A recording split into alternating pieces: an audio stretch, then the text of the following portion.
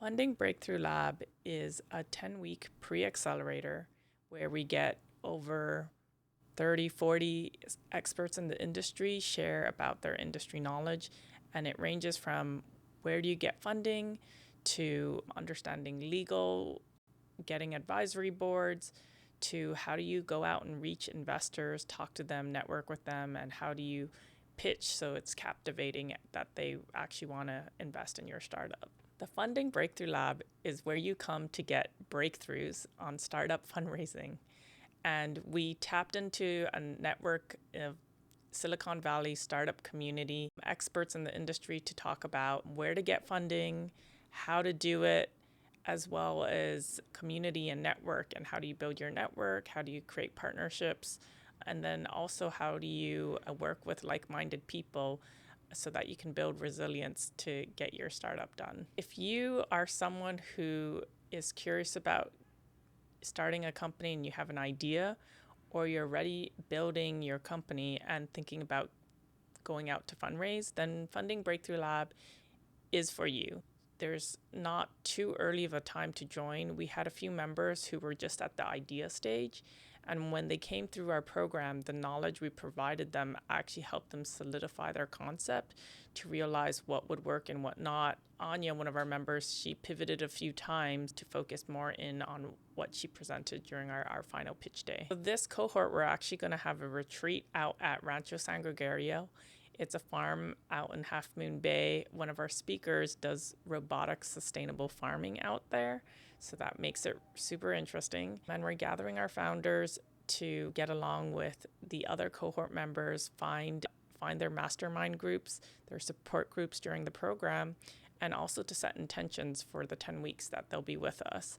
And so we also end at the same place so that you can come full circle and really feel what the difference is and your transformation in the program. And the program for this cohort, we're testing out 9 a.m. to 1 p.m. Saturday and Sundays, so that founders who are busy working on their startups during the week, or maybe even juggling a job while they're building their startup, can participate in our program. We make it accessible. The whole goal is to support founders. We're like a founder-first accelerator. Everything we do is to support founders in the way they need. So we provide Zoom recordings as well, so that if they happen to miss the sessions, they're able to watch it. We even allow our previous cohort members come in and watch the talks of this cohort, and vice versa. You can watch some of the content from the first cohort. And so there's always this continuous learning. Building a startup takes a lot of time, and the support of community is huge. And so having that ongoing support is one of the things you get once you join Funding Breakthrough Lab. And then on the other side, we have 40 plus speakers, which include investors, founders, people in the industry who are helping founders fundraise, to helping them with go-to-market strategy, to helping them think about how to do user research. Those are the type of people we also get to come to our cohort. This year, we have someone talking about pricing. And so we're always getting new speakers that could talk to new topics that are super important to building a startup. And I would say a lot of our content touches on nuances rather than the typical accelerator that might show you how to do customer research and then tell you to go do that. We don't do that because we know the other accelerators do that. We try to focus on little things such as the behavioral science of pitching or storytelling of pitching, and those type of little nuances that will make a difference when you go out there in the real world. And we also do things like, how do you reach out to investors? How do you write emails to them so that you can catch their attention, which I also think some of the other accelerators don't cover. One, we don't take any equity. We're a nonprofit. We're doing this really to support founders in the space. And so we don't have this bias of trying to get a piece of your company and making decisions that are better for us than the startup. Since we have no stake in it, we're really just providing you with unbiased information so you can make informed decisions. And so that information might be, hey, VC funding might not be your best choice for finding funding. And so we look at the gamut of, if you're going to go out there and get money Is actually getting a bank loan better for you? Is doing crowdfunding better for you? Is angel funding or angel syndicates good for you? Or is a combination of this? Or is VC funding good for you? And so we're allowing you to understand all the areas you can get funding, and which includes R&D and grants as well, and therefore make informed decisions. And I don't think other accelerators cover that. They tend to go straight to the VC route, and they also take a piece of equity. So they're going with that mainstream VC mentality, which might not actually be the best for you. I would say an idea to seed stage, and probably a first-time founder if you're joining Funding Breakthrough Lab. If you're at the idea stage, coming to our session is going to just provide you with tons of information that you didn't know about in the ecosystem. That's going to help you formulate your ideas better, especially as you're pitch practicing and getting real world feedback on whether this is a viable business. By the end of it, you'll have a much clearer picture of what's feasible for the real world. And then if you are already in that phase where you're starting to get your first clients, you're starting to go out and fundraise, Funding Breakthrough Lab is also providing you with information to make sure, like, hey, if you're going out there and fundraise, make sure you're considering these things so you're not making a mistake. And it's also helping build the network you need to go out to fundraise and or even partner with other corporations so that you can grow your business. One of our members ended up doing his first enterprise contract with us. He also ended up doing a $2 million partnership deal with one of our judges who came on our final demo pitch day. And I'm pretty sure one of our other members is about to close a round. He keeps insinuating he has good news to share soon. And so anywhere from idea to seed stage, we like to take a little bit mix of everyone. I would say a lot of them are software technology based. Some of them are business to business, and then some of them are consumer based. And then we also even had someone do a medical device. And so I think the knowledge that we're providing for anyone that's setting up a business, it's good to have.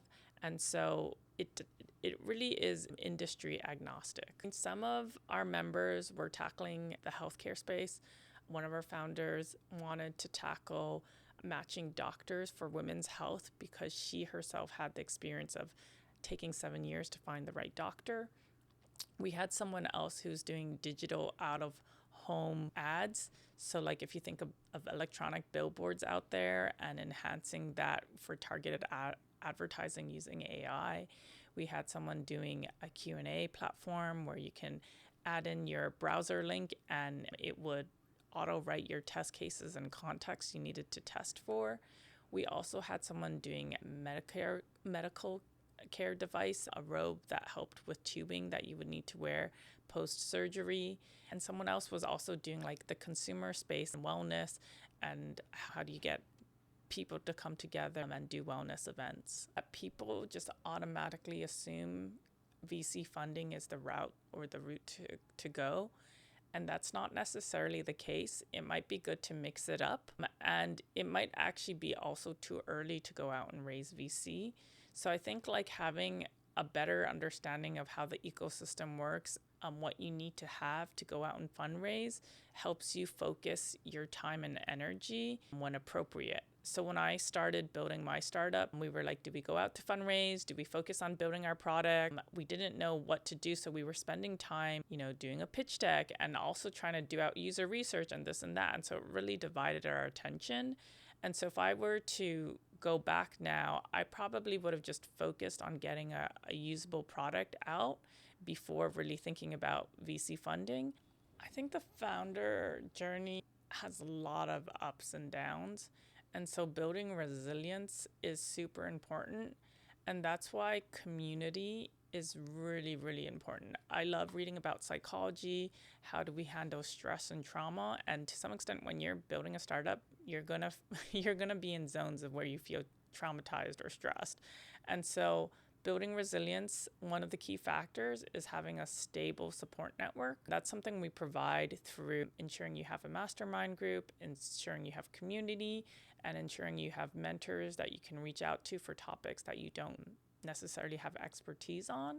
And all of those things for me made a huge difference. And therefore, I know they're going to make a difference for our members. We have some serial founders.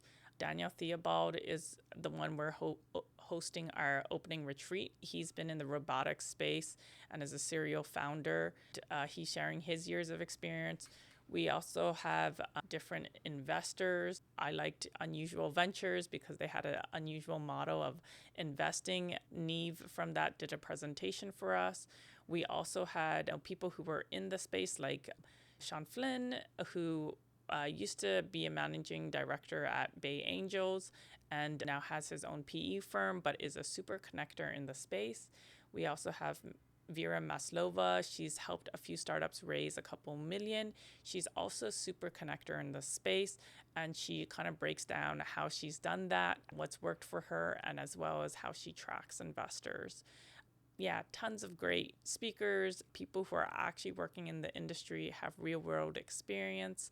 Other people we have as a mentor, Keith Lamb, mentors on go-to-market strategies, just great people. So I moved to San Francisco in 2015 as a software engineer. Obviously, there was a lot of job opportunities, and luckily I was able to get a green card through my dad, who was dual Canadian-American citizen.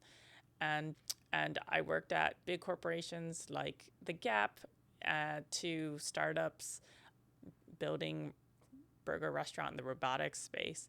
And I also tried to do my own stunt at doing a startup.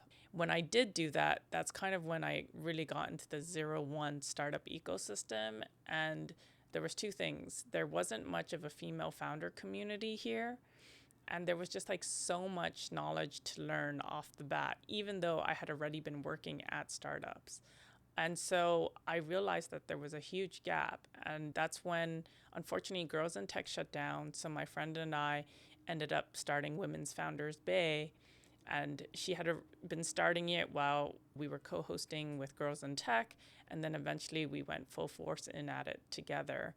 And then after that, because I saw there was this need around fundraising and that ecosystem, and I really wanted to coach founders, I had decided like, hey, I didn't want to go back to be a programmer. I love understanding mindset, psychology, but founders unfortunately can't afford coaching. So I was like, well, how do I provide this information? And I also saw that gap. And so building Funding Breakthrough Lab selfishly was a way I could coach founders, but also provide them with much needed information. And that's how Funding Breakthrough Lab came to be.